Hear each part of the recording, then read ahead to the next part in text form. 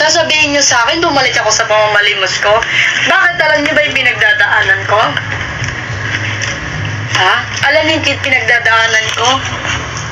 Sinasabi ko sa inyo, laitin niyo ako ng pagiging badyaw, proud ako. Diba? Kayo yung umalis kasi life ko to, wag kayo masyadong judgmental.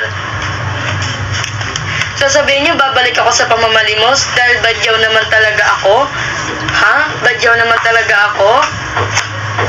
Hindi ako naging badyaw ako, mas lalo akong proud. Sabi ko sa inyo, baka mamaya isa sa kayo sa mga pagsimulungan eh. Kaya walang umaangat ng mga Pilipino dito eh. Sabi ko sa inyo.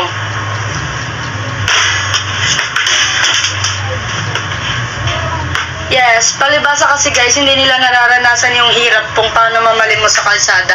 Tapos sasabihan niyo ako, bumalik na lang ako